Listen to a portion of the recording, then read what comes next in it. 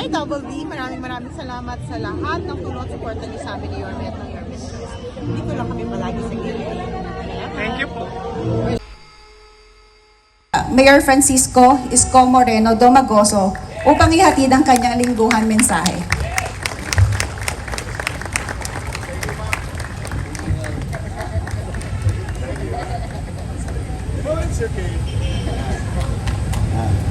Palakpakan natin ang Sheriff Attorney Kerubin, at bilib ako sa lahat ng boses ng mga sheriff natin. May pang broadcaster, tapos meron din pang voice over, may singer, may songer, puro modulated yung boses ng ating mga sheriff. Palakpakan natin sila ngayon. I'm happy to see you and thank you for your service to the people of Manila, especially to our judicial system in the city government. So maraming salamat. Hi! Hello! Good morning! Bateryado kayo. Mahaba-haba ang pahinga natin. Hindi pa tayo nakaka-recover sa pahinga. Mukhang magpapahinga na naman tayo sa Huwebes. Sa Huwebes yata is April 9. April 9 is, kung di ako nagkakamali, araw ng Kagitingan. Araw ng Kagitingan ay ating sineselebrate to share and emulate to the next generation that yung Kagitingan, lalong-lalo na, hindi lang bilang isang Pilipino, lalong-lalo na sa ating mga kawani ng pamahalaan. Kailangan laging umiral ang kagitingan sa atin sa paglilingkod sa bayan. Kaya yan yung may mga takdang araw para yan ipaalala sa atin, tayo mga Pilipino ay magigiting. Katulad ng mga salinlahi natin. Itong nasa kodli lang natin.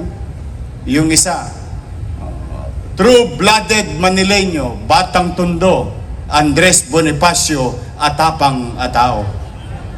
Hindi ba?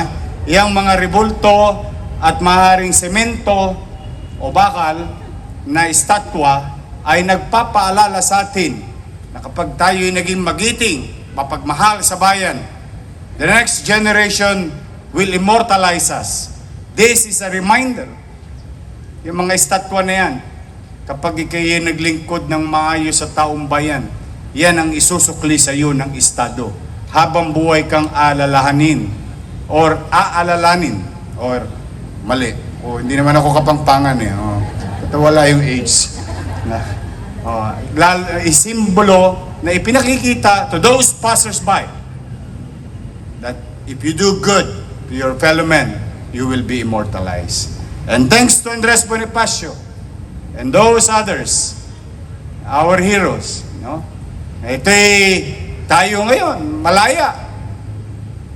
Malayang-malaya. Hirap, pero malaya dahil sa kanilang mga sakripisyo. Kaya ang paglilingkod sa bayan ay laging may kahalong sakripisyo. Hindi lamang to puro biyaya or bonus or maybe kung ano man, thank you kung meron. But the good thing about being in the service, sabi ng kasabihan sa Ingles, many are called but few are chosen. You are the chosen one to be of service to the people. Saka masarap talaga trabaho to. Lagi ko to sinasabi. Saan ka pa naman nakakita ng trabaho? Tumutulong ka na sa kapwa, naglilingkod ka na sa kapwa, pagdating ng 15-30, may sweldo ka. Hindi ba masarap ang pakiramdam na iaayos mo ang sarili mo, pero nagiging bahagi ka rin ng pagsasaayos ng ating pamayanan, ng mamamayan, ng syudad, at ng ating bansa. And I would like to share to you of what the city government of Manila did last week. It's now part of a conversation all over the country today. That includes the national government. When the city government came up with an idea of hiring our jeeps in the city to provide free fare or libreng pamasahe. And last week, when we implemented it, about 365,000 riding public benefited in 2 days. That only cost us less than 8 million pesos. And if you divide 360 plus, at 8 million, lalabas tayo ay mga 25 pesos lamang ang naging cost of acquisition of service to each and every riding public who benefited from the project. So just imagine, kung nakadalawang biyahe ka, Tasikwent, magkano na ngayon ng Tapsilog, magkano ng tanghalian, or ano pa man bagay, na at least dito man lang makaramdam ng kagaangan ang ating mga mananakay. O marahil yung iba sa inyo, nagbenepisyo na dito. But today, we will continue and we will fulfill our promise to make it 5 days, at least 1 week. 1 week man lang. Kasi EDNEB lang yung natabi ko. 4 na milyon isang araw. Although hindi pa tayo umaabot sa 4 na milyon na gastos, sa kabila naman na siyang pinakikinabangan ng higit na kararami. Hindi lang ng driver, hindi lang ng operator, hindi lang ng gasolinahan, but tiyak, daang-daang libong mamamayan ng lungsod ng Maynila at mga taong dumadako sa lungsod ng Maynila, panik-panawag or in and out of the city. So it's worth every penny. Today, as of 6 o'clock, when we started at 5 a.m., we have already delivered 3,377 individual benefited from a 218 participant drivers in the city. As this day progress, I think we may break the record again of delivering such services. Lahat na kinabang. Sa 3-5 lang, lahat umikot. Masaya ang tao, lalo na't mga negosyante na kararating sa takdang oras ang kanilang mga empleyado. Sa empleyado o mamamayan o estudyante, walang tosgas. Sagot ng gobyerno ng Maynila. And these things, this idea, is now being talked about. And I think we will be hearing soon from the national government. Or maybe it's time for the what you call whole nation approach, wherein maybe, hopefully, cross finger, the private sector may or can participate in this endeavor. Tulong-tulong tayo. Makararaos din tayo, may awa ang Diyos. May awa ang Diyos. Ako naniniwala lagi. Laging may awa ang Diyos. Mas matindi ang dinanas natin ng pandemya. Mas malupit yun.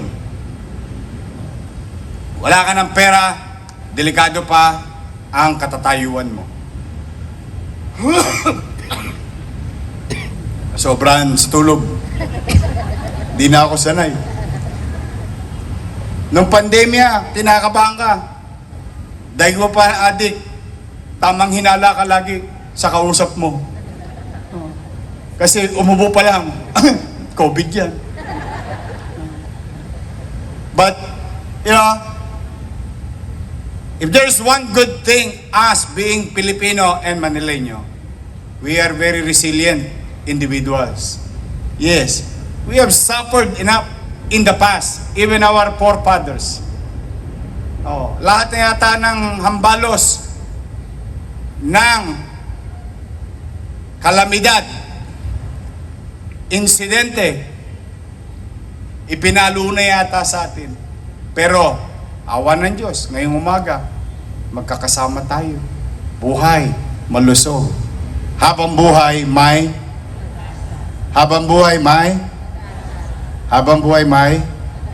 hindi ko na maalala yung sinabi ng pare.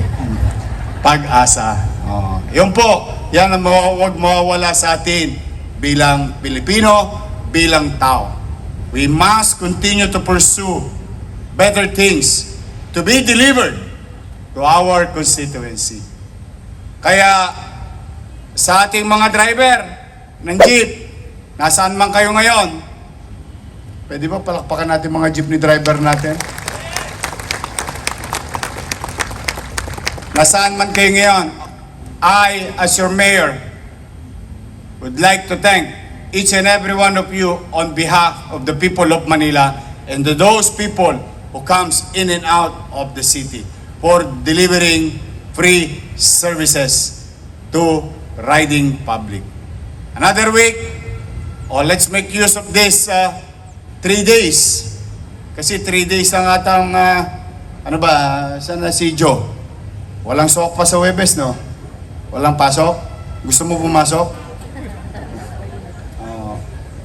Walang pasok yata sa Webes, but we'll see.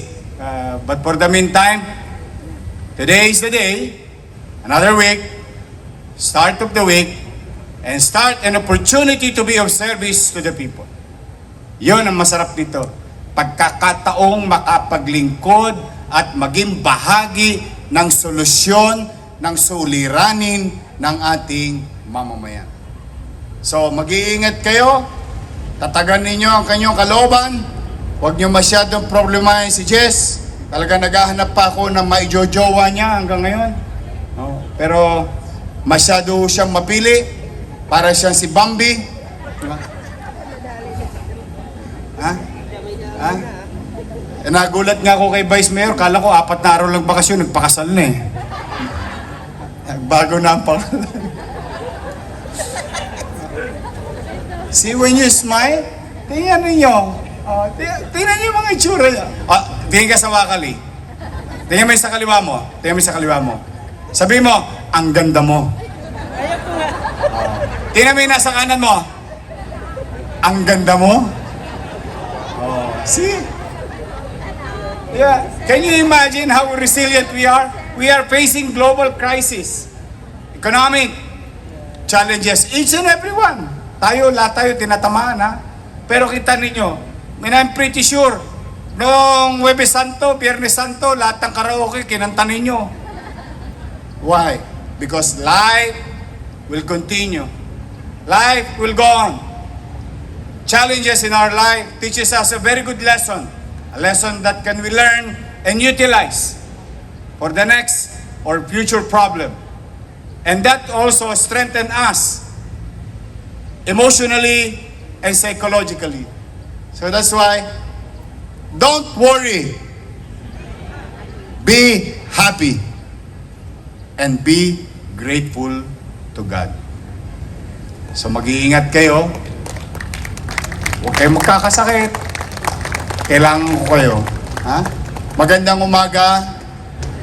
Pagpalain nawa kayo ng Pong May Kapal. Manila! God first. Thank you.